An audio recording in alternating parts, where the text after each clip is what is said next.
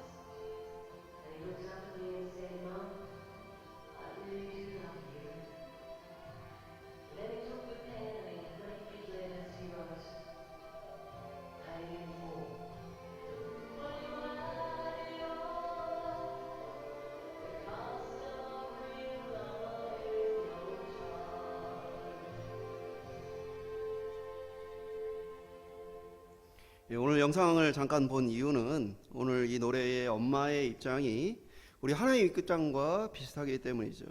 하나님은 대가를 다 지불했고 우리에게 어떤 대가를 요구하지 않는 분입니다. 내가 뭐 기도회를 참석했고 예배를 참석했고 내가 뭐 예수님께 예배를 드리기 위해서 헌신을 어떻게 했고 이러한 이제 대가에 대한 생각들이 그럼에도 불구하고 우리 속에 많이 있는 모습을 보게 되어집니다. 우리가 성경을 볼 때에 이 성경을 우리의 입장에서 자꾸 보는 것보다는 한편으로 하나님의 입장에서 성경을 보게 되어지면 성경이 조금 더 깊이 있게 이해되어지는 부분이 생깁니다. 성경의 이해가 한 차원 또 달라지는 것이죠. 그러니까 말씀을 자꾸 내 입장에서 생각하게 되어지면 우리는 자꾸 이러한 대가를 생각하게 되죠. 근데 하나님의 입장에서 생각하면 부족함이 없는 그 하나님이 한없이 우리를 진정한 사랑으로 채워주시는 그 모습을 이해하고 받아들이게 되어지는 것이죠. 성경은 그렇게 하나님이 우리를 얼마나 사랑했는지에 대한 기록들을 담고 있습니다. 하나님이 우리를 어떻게 사랑하셨는지에 대한 부분들을 담고 있습니다. 그래서 구약 전체, 신약 전체는 다 뭐예요? 하나님이 자기 백성을 어떻게 사랑하셨는가에 대한 기록입니다. 그리고 그 사랑을 어떻게 표현하셨는가? 인내로서 표현하시고 또 예수 그리스도를 통해 자기의 아들을 죽이시기까지 그 사랑을 우리에게 보여주신 것이죠. 그렇게 성경은 하나님의 자기 자신을 우리에게 계속해서 소개해 주는 것들로 채워져 있어요. 어떻게 하면 우리가 우리의 수준에서 하나님을 알 수 있는가? 그것은 하나님의 도저히 그 이해할 수 없는 그 모습을 자기 자신을 우리에게 쉽게 알려주고자 성경은 비유를 통해 우리에게 하나님을 소개합니다. 그래서 성경은 하나님을 때로는 우리의 아버지, 부모로서 소개를 하고 때로는 우리의 남편으로서 소개를 하고 때로는 우리의 사랑하는 이들로서 소개하는 모습들을 보게 되어집니다. 친구로서 소개하기도 하죠. 이러한 모습은 하나같이 우리가 도저히 하나님을 이해할 수 없기 때문에 하나님이 우리의 수준으로 하나님 자신을 성경을 통해 알려주시는 방법입니다. 오늘 본문은 대가 없이도 우리를 먼저 사랑하신 하나님, 우리의 아버지, 남편, 친구가 되어주시는 그 진정한 사랑을 우리에게 다시 한번 기록해주고 있습니다. 오늘 말씀을 통해서 값없이 하나님의 진정한 사랑을 받은 그 사랑의 구원이 무엇인지를 깊이 있게 깨닫는 저와 여러분의 삶이 될 수 있기를 주님의 이름으로 축원드립니다. 첫 번째 한번 따라하겠습니다. 우리를 대가 없이 먼저 불러주신다. 후대 사람들은 이것을 칼빈의 5대 교리 중에 무조건적인 은혜라고 불렀습니다. 그래서 조건이 없는 은혜다, 조건이 없는 선택이다 라고 표현을 했어요. 우리가 누군가를 사랑하게 되었을 때 우리는 무조건적인 사랑을 하기가 쉽지 않습니다. 누구 좋아할 때 여러분 뭐 때문에 좋아해요? 외모가 마음에 들어서, 또 그 사람의 성격이 마음에 들어서, 그 사람의 어떤 태도나 여러 가지 모습들 때문에 우리는 그러한 사람을 좋아하게 되어지고 관심을 갖게 되어집니다. 그런데 이제 우리의 사랑이 깊어지면 이러한 조건적인 부분들이 적어지게 되어져요. 제가 교회에서 보면은 이제 십장가 잘 못 가는 청년들이 있어요. 그러면은 청년들이 이렇게 얘기를 해요. 목사님, 저는 믿음만 봐요. 다른 건 다 안 보고 믿음만 있으면 좋겠어요. 근데 이제 얘기를 잘 들어보면 다른 모든 것 더하기 믿음이에요. 그래서 결혼하기가 더 힘든 거예요. 세상에 있는 사람들이 보는 거 다 보고 거기 플러스 믿음까지 좋아해야 돼서 대상자 찾기가 쉽지 않은 거죠. 믿음은 우리의 삶을 통해 드러나고 관계를 통해 들어가고 우리의 모든 것을 통해 드러나게 되어집니다. 그런데 이제 그러한 것들을 보면 처음에는 우리가 조건을 자꾸 보게 되죠. 하나님 사랑도 마찬가지예요. 우리가 하나님을 사랑하게 되어지는 여러 가지 이유가 있죠. 나의 병을 낫게 해주거나 나의 근심을 덜어주거나 나의 어려운 가운데 붙잡을 어떤 피난처와 위안이 되어지거나 여러 가지 목적을 가지고 우리는 처음에 하나님을 사랑하게 되어집니다. 그렇게 사랑이란 건 조건을 가지고 하게 되어 있어요. 제가 보니까 집에서도 이 사랑이란 게 조건이 있더라고요. 제가 저희 아내한테 종종 혼나요. 그래서 지난 주간에는 설거지 안 해놨다고 혼났어요. 근데 보면은 저희 아들하고 저희 아내의 이 모습을 보면, 저에 대한 이 사랑의 모습을 보면은 이 급격한 차이가 있어요. 저희 아들은 설거지 안 해도 사랑받아요. 근데 저는 설거지 해야 사랑을 받아요. 이게 이제 사랑의 깊이의 차이죠. 근데 사랑이 점점 더 깊어지면 그 조건이 조금씩 사라져가는 거예요. 무슨 말씀을 드리냐면 하나님이 우리를 사랑한 사랑은 조건이 없는 사랑이에요. 그러니까 우리가 구원 얻을 만한 어떤 모습이 있거나 어떤 특별한 어떤 다른 사람과 구별되는 것이 있어서가 아니라 하나님은 처음 우리를 사랑할 때 우리처럼 조건을 가지고 사랑한 게 아니고 하나님은 그냥 처음부터 완벽하게 무조건적인 사랑을 우리에게 했어요. 그래서 우리는 다른 사람과 구별할 수 없는, 도저히 뭐 내가 어때서 구원받았다라고 말할 수 없는 하나님의 일방적인 그 선택에 의해서 구원을 받고 하나님 백성이 되었어요. 그러니까 하나님은 처음부터 우리에게 뭔가 구원을 하는 데 있어서 요구하지 않는 분이십니다. 네가 이렇게 해야 구원받는다, 네가 이렇게 해야 내 자녀다라고 선언하지 않아요. 내가 불러서 구원을 얻는다. 그래서 고린도전서에 보면 1장 26절에 형제들아 너희를 부르심을 보라. 육체를 따라 지혜로운 자가 많지 아니하며 능한 자가 많지 아니하며 문벌 좋은 자가 많지 않다. 세상 사람들이 보기에 어떤 지혜, 능력, 어떤 문벌, 삶의 어떤 배경, 이러한 것들은 관계없이 하나님께서 그냥 너희를 부르셨다라고 얘기를 하죠. 오늘 보면 2절과 3절에 보면 아브라함에 대해서도 아브라함을 의롭다 부르신 것이 그의 행위 때문이 아니다 라고 얘기하시죠. 그가 믿은 믿음으로 말미암아 하나님 의롭게 여기셨다 기록하죠. 이게 창세기 15장 5절에서 6절에 연결된 말씀인데요. 그를 이끌고 밖으로 나아가 이르시되 하늘을 우러러 무뼈를 셀 수 있나 보라. 또 그에게 이르시되 내 자손이 이와 같으니라. 아브라함이 여호와를 믿으니 여호와께서 이를 그의 의로 여기시고. 그러니까 아브라함이 뭔가 대단한 일을 했기 때문에 하나님이 그를 찾아와 의롭다라고 하신 게 아니고 그냥 그가 하나님을 믿었기 때문에 하나님께서 그것을 의롭다고 여겨주셨다. 성경은 기록하고 있어요. 아브라함에게 아브라함이 무슨 대가가 있었느냐? 로마서 4장 4절 5절 우리가 읽은 본문을 보면 일하는 자에게는 그 삭시 은혜로 여겨지지 아니하고 보수로 여겨지거니와 이를 아니할지라도 경건하지 아니한 자를 의롭게 하시는 이를 믿는 자에게는 그의 믿음을 의로 여기시나니. 그러니까 뭘 얘기하고 있어요? 일을 해서 내가 뭔가를 얻었다라고 생각하는 사람은 그것이 뭐예요? 보수예요. 내가 일한 대가라는 것이죠. 그런데 일을 안 했어요. 일을 안 한 사람이고 경건하지도 않은 사람이에요.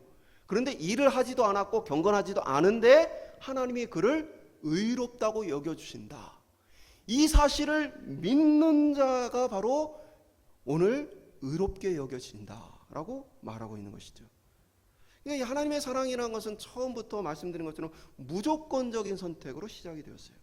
그러니까 아브라함을 부르실 때 창세기 15장 7절 또 보면 또 그에게 이르시되 나는 이 땅을 내게 주어 소유를 삼게 하려고 너를 갈대아인의 우르에서 이끌어낸 여호와니라. 그러니까 갈대아 우르에서 수많은 사람이 살고 있는데 하나님이 아브라함을 선택했어요. 왜 아브라함을 선택했어요? 우리는 알 수 없어요. 아브라함이 다른 사람들보다 특별하거나 대단한 것이 없었어요.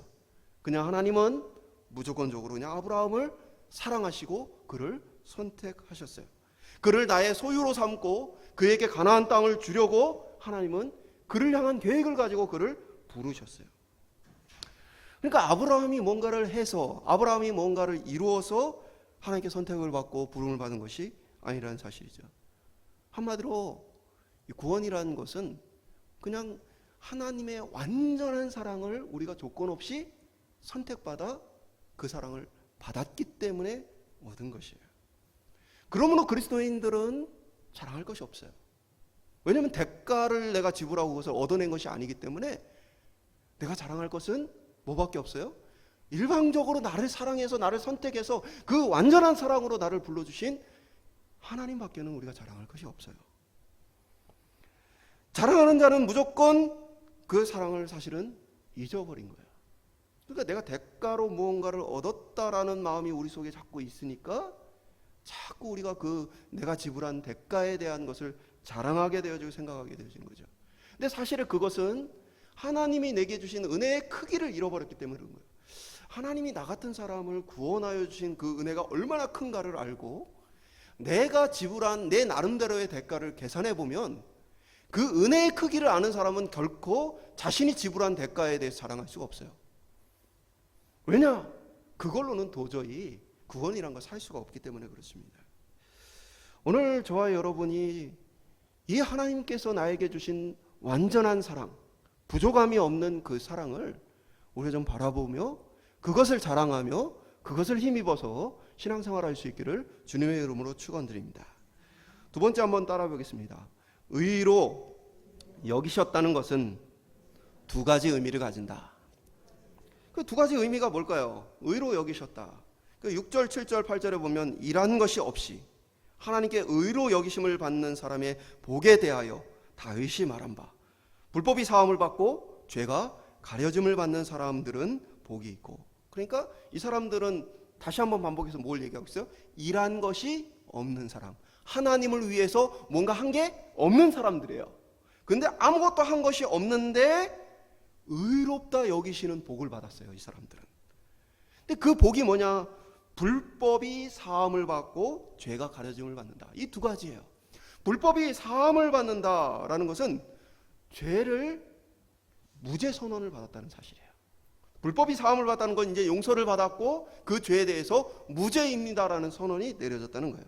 그래서 로마서 8장 1절은 그러므로 이제 그리스도 예수 안에 있는 자에게는 결코 정죄함이 없나니. 이제 예수를 믿으면 이제 더 이상 뭐예요? 어떤 죄에 대한 대가를 지불해야 될 필요가 없어요. 우리가 죄를 용서받기 위해서 하나님께 뭔가를 해야 될 필요가 없어요. 그냥 하나님이 사랑함으로써 우리의 죄를 일방적으로 용서해 주셨어요. 우리가 무언가를 해서 대가를 지불해서 그런다. 대가와 관계없이 아무것도 하지 않았는데 우리는 그냥 의롭다라고 여겨진 것이에요. 아이들을 보면 다 이쁜 건 아니에요. 정확히 보면 어떤 애들은 참 안 이뻐요. 근데 그 갓난 아이들을 보면 그 부모들은 다 이쁘대요. 눈이 좀 잘못된 것 같아요. 우리 하나님이 그와 같아요. 우리가 아직 죄인된 상태예요. 아무것도 하지 않았어요. 근데 그 죄인을 하나님이 일방적으로 죄가 없다, 예쁘다 하시는 거예요. 무죄 선언을 해버리시는 거예요. 둘째는 죄가 가려짐을 얻는다. 의로 여겨졌다라는 말은 다른 하나는 법정적으로 앞에 살펴본 것처럼 실제적으로는 죄인이지만 법정에서 이 사람은 무죄입니다라고 선언해버리는 것이에요. 그 또 다른 하나는 뭐냐? 죄가 가려졌다. 말씀드린 것처럼 못생겼는데 이쁘게 보는 거예요. 우린 죄인인데 죄가 가려져서 선한 모습만 보여지는 거죠.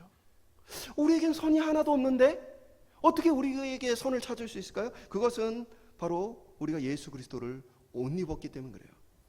갈라디아서 3장 27절은 누구든지 그리스도와 합하기 위하여 세례를 받은 자는 그리스도로 옷 입었느니라. 옷이란 건 뭐냐면 그 사람의 신분을 보여주는 거예요.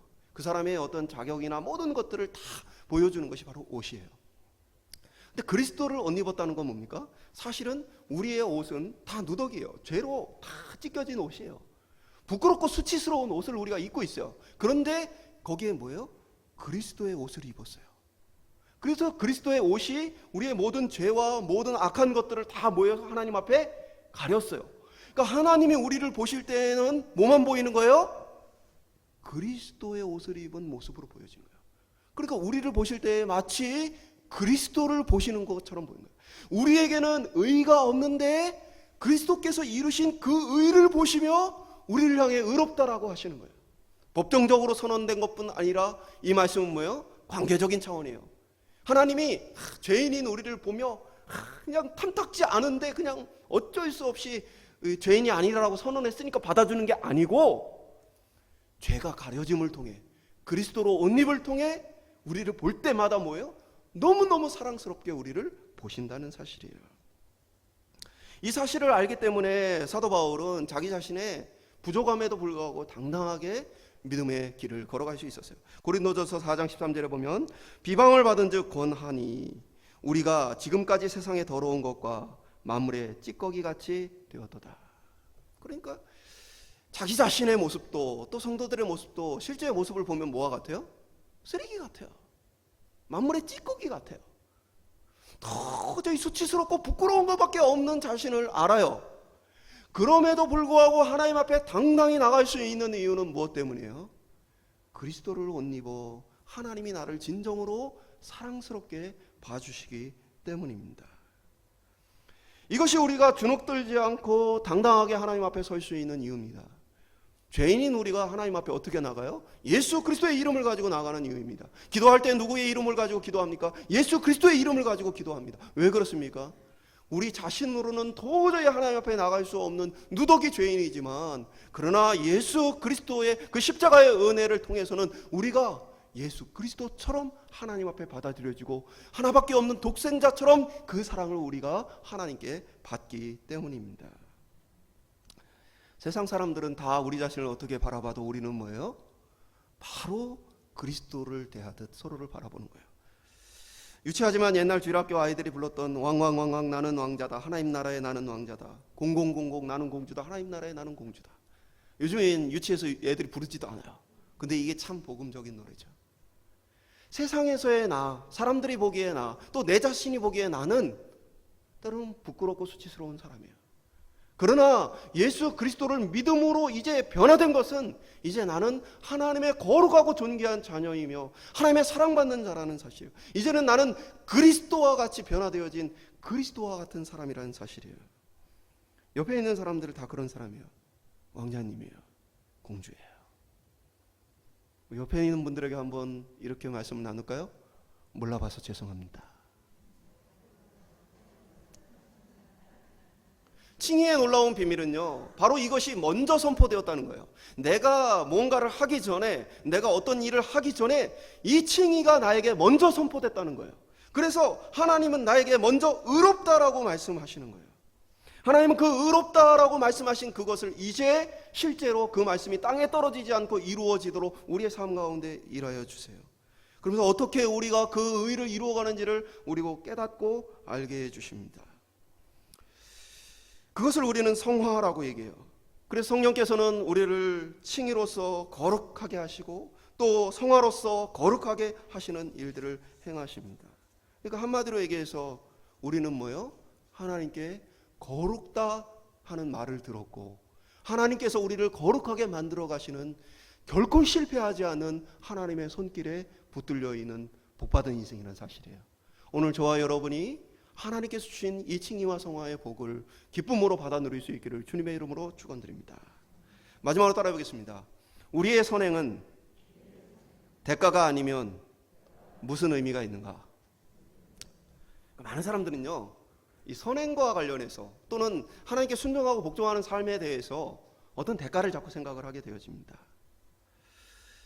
그러니까 내가 선행을 했을 때 하나님이 그것에 대한 어떤 대가를 주시기를 바라요. 여러분, 그 신앙생활 잘하면 하나님이 나한테 복 주시고, 신앙생활 내가 잘하면 하나님 내가 뭔가 도와주시기를 여러분 기대하세요, 안 하세요? 반대로 뒤집어 보면 여러분이 잘 못 살고 여러분이 뭔가 실수를 하고 여러분이 지금 잘못을 하고 있을 때 하나님 복 주시기를 바라세요, 안 바라세요? 우리는요, 자꾸 조건을 자꾸 생각해요. 그래서 내가 뭔가 잘하고 있을 때는 하나님 나 이렇게 잘했잖아요, 복 주세요. 뭔가 잘못하고 있을 때는 내가 이렇게 살면서 어떻게 하나님께 내가 뭐 그런 기대를 하겠어? 라는 것이 우리의 생각이에요. 왜냐? 우리는 하나님을 조건적으로 사랑하기 때문에 그래요. 우리의 하나님에 대한 사랑은 하나님이 우리를 사랑하는 사랑하고는 사실은 많이 달라요. 그래서 우리는 하나님을 사랑하지만 조건적으로 자꾸 사랑을 해요. 그러다 보니까 내 수준에서 자꾸 하나님을 생각하게 되어지고, 하나님도 그럴 거라고 나도 모르게 그렇게 생각하게 되어지는 거예요. 여러분이 실수해도 하나님이 여러분에게 복 주십니다. 이게 무슨 얘기지? 여러분, 막살난 얘기는 아니에요. 여러분, 우리가 성경을 통해 끊임없이 봤잖아요. 야곱이 잘할 때만 하나님 지켜주세요? 야곱이 뭔가 잘못하면 하나님이 항상 징계만 하세요? 아니잖아요. 아브라함이 잘할 때만 하나님께서 역사해 주시고, 아브라함이 잘못하면 하나님이 항상 외면하시나요? 사실은 하나님께서 말씀드린 것처럼 교육을 위해 때로 징계를 하시지만, 그러나 중요한 것은 하나님이 계속해서 복과 은혜로 함께해 주신다는 사실이죠. 아브라함이 자기 아내를 누이라고 속였어요. 그랬더니 결과가 어떻게 됐어요? 많은 보물을 받았어요, 선물로. 이게 뭐 어떻게 된 결과죠? 말이 안 되는 결과 아니에요? 하나님이 지켜주시겠다. 그런데 아브라함이 아내가 너무 예쁘니까 누가 자기 죽일까 봐 무서워서 거짓말했어요. 그 얘기는 하나님 약속을 안 믿었다는 얘기죠. 불신앙으로서 거짓말했는데 결과는 많은 보물을 받았어요. 왜 그래요? 하나님이 지켜주겠다는 약속을 통해 그에게 복 주시기를 원하셨기 때문이에요. 그가 잘했기 때문에 복을 주시는 게 아니고 하나님이 그를 사랑함으로 그에게 복 주시겠다 하셨기 때문에 아직 믿음이 연약하고 부족하지만 하나님 잘못했지만 복을 주시는 거예요. 그러면 반대로 얘기할 수 있죠. 우리가 잘하면 우리에게 하나님께서 무슨 대가를 주실까요? 안 주실까요? 주실 수도 있어요.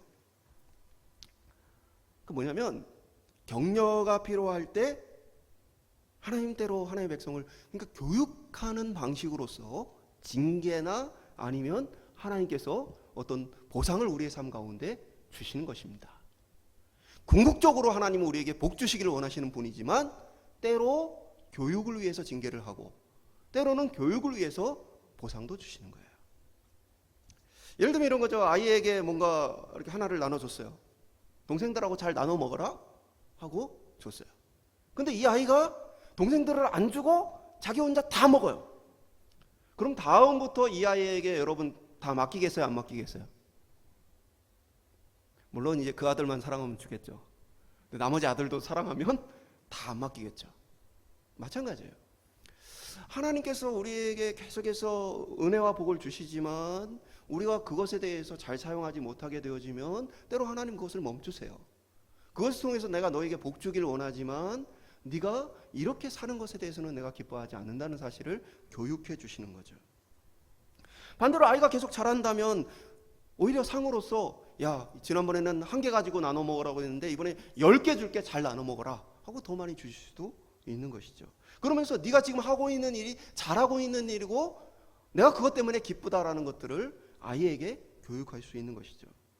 그러니까 이 선행, 어떤 순종, 어떤 헌신이라는 것은 하나님께 대가를 받을 일은 아니라는 사실이에요. 다만 하나님이 때로 우리를 교육하는 과정 속에서 그것에 대한 보상을 주실 뿐이라는 거예요.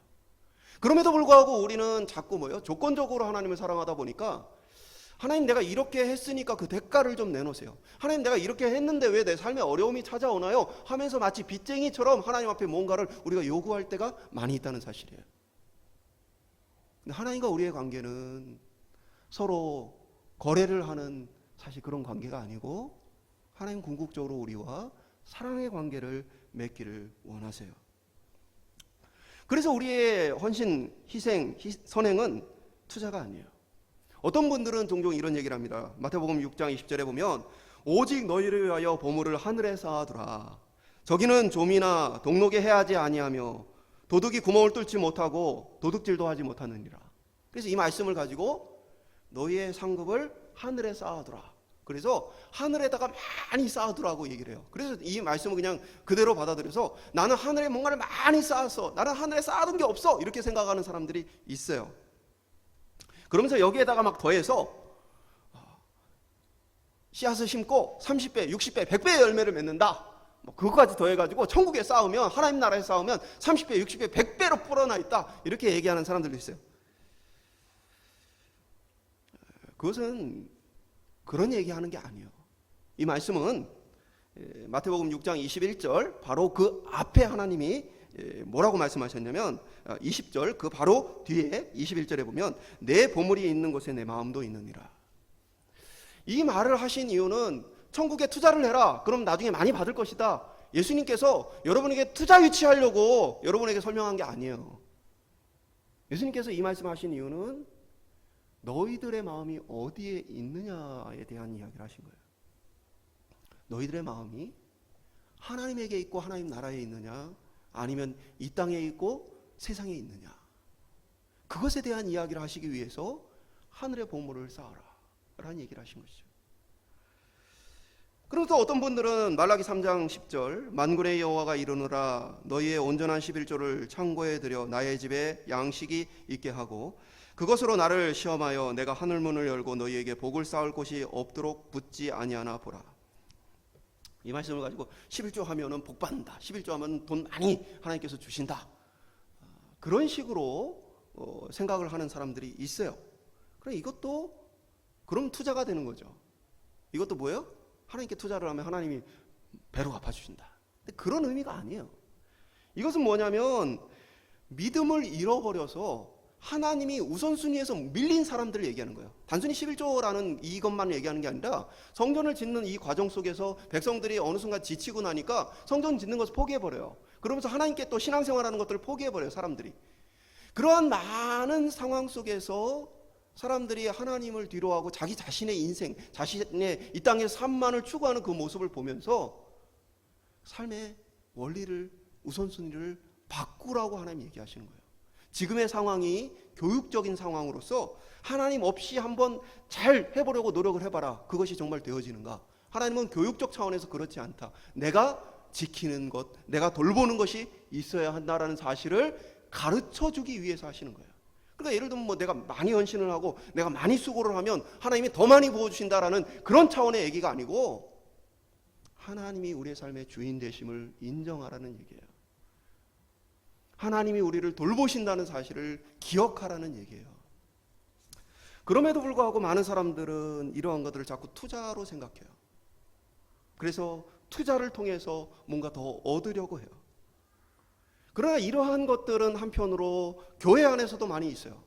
예를 들면 이런 거죠. 교회 안에서 뭐 직분을 받으면 뭐를 해야 됩니다.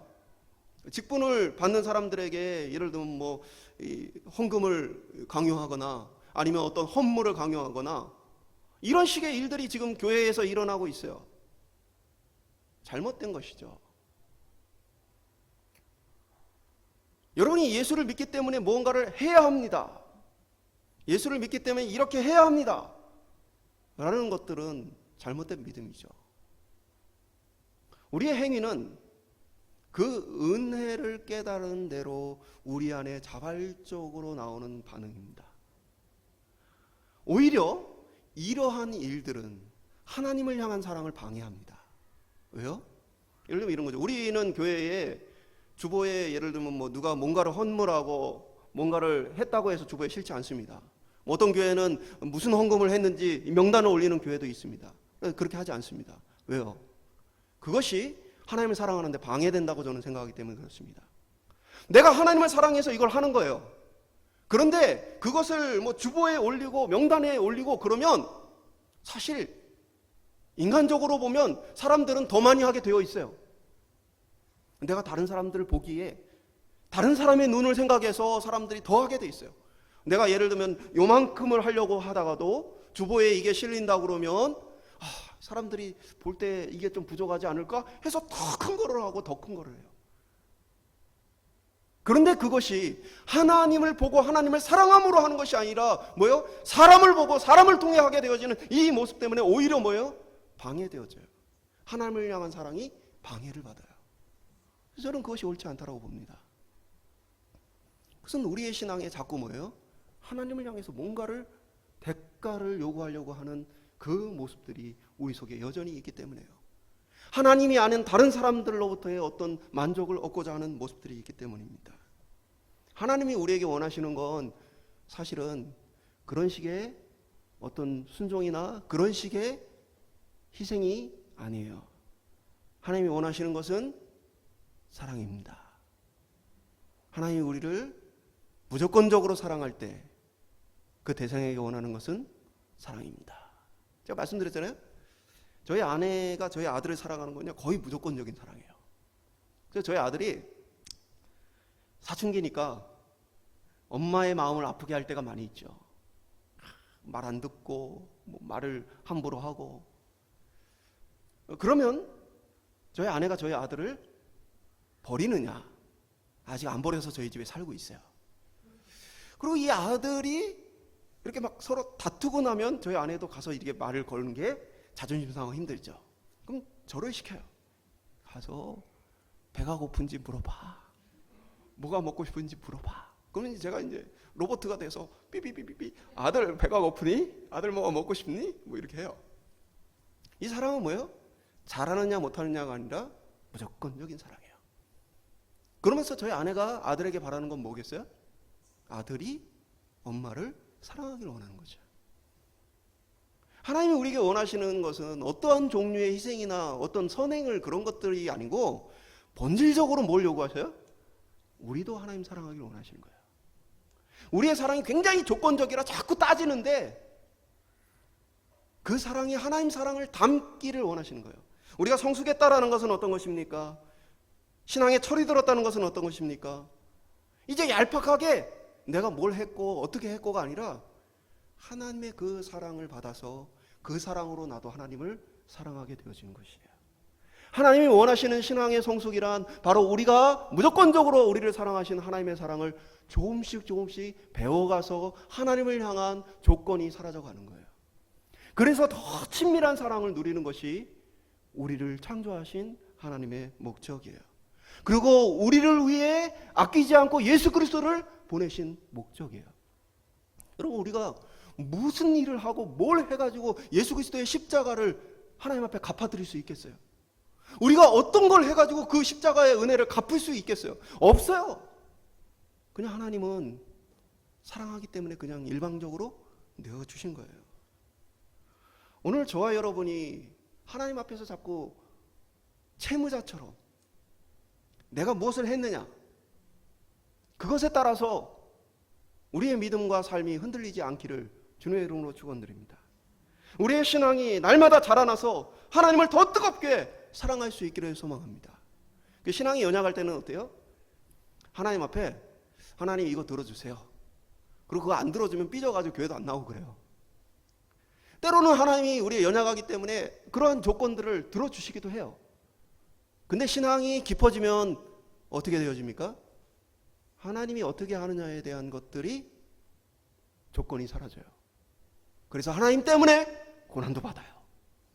하나님을 믿으면 뭔가 좋아지는 게 아니고 하나님 믿으면 고난을 받는데 하나님을 더 사랑하기 때문에 그 고난도 받는 거예요. 오늘 저와 여러분이 은혜로 구원 얻고 그 은혜 가운데 자라날 수 있기를 주님의 이름으로 축원드립니다. 말씀 맺도록 하겠습니다. 우리의 구원은 우리의 자격에 있지 않아요. 그럼에도 불구하고 자꾸만 머릿속으로는 우리가 은혜로 구원 얻었다는 사실을 알지만 우리의 실제적인 내면 깊은 곳에서는 여전히 자꾸 조건을 따져요. 내가 구원받을 만큼 일했는가? 내가 구원받을 만큼 헌신했는가? 그러면서 불안해요. 왜 그렇습니까? 그 이유는 우리가 하나님을 아직까지 무조건적인 그 사랑을 깊이 있게 알지 못하기 때문에요. 그래서 나도 모르게 내 속에서 내 수준으로 자꾸만 조건을 생각하게 되어진 거죠.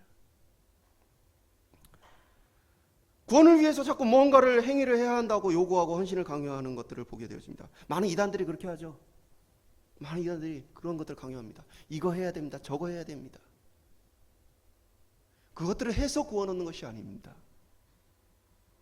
구원받은 우리가 그 구원이 기쁘고 감사해서 하나님 사랑하기 때문에 자연스럽게 하게 되어지는 것입니다.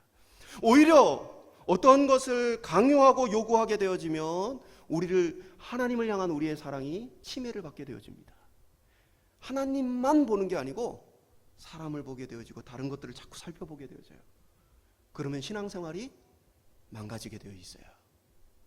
오늘 저와 여러분이 하나님 보고 신앙생활할 수 있길 소망합니다. 그리고 하나님을 조건 없이 사랑할 수 있기를 소망합니다.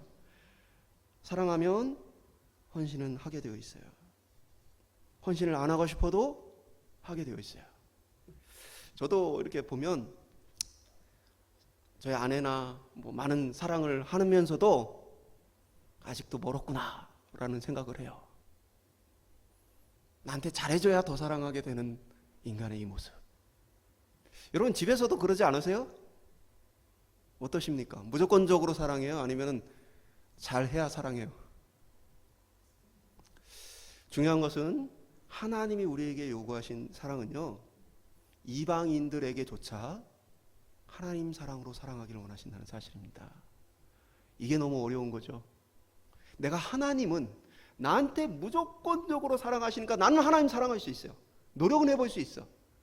근데 나를 사랑하지 않는 사람을 향해서 내가 무조건적으로 그를 사랑한다? 우리에게 너무나 어려운 일이죠. 그래서 신앙생활이 어려운 겁니다. 그리고 우리가 날마다 겸손해질 수밖에 없는 것입니다. 저도 그런 것 같아요. 조건을 따지지 않는다 하지만 인간이기에 나도 모르게 자꾸 조건이 사랑에 영향을 미쳐요. 그 얘기는 내가 아직 하나님의 완전한 사랑으로 변화받지 못했다는 증거겠죠. 우리가 이 땅에 사는 동안은 완전한 하나님의 사랑에 도달할 수 없습니다. 이 땅에 사는 동안 우리는 완전한 하나님의 사람으로 거룩하게 변화받을 수 없습니다. 그러나 다만 하나님의 사랑이 우리 속에 날마다 자라나서 하나하나의 조건을 지어가며 우리를 사랑되게 할 것입니다. 오늘 저와 여러분이 그렇게 하나님 안에서 하나님의 사랑함으로 자라날 수 있길 소망합니다. 그리고 그 안에서 신앙의 자유와 기쁨을 맛보고 누릴 수 있기를 소망합니다. 무서워서가 아니라, 잘못될 때가 아니라 하나님을 사랑하기 때문에 그 이유가 우리 신앙생활의 전부가 되는 그날까지 함께 그리스도 안에서 자라날 수 있기를 주님의 이름으로 축원드립니다.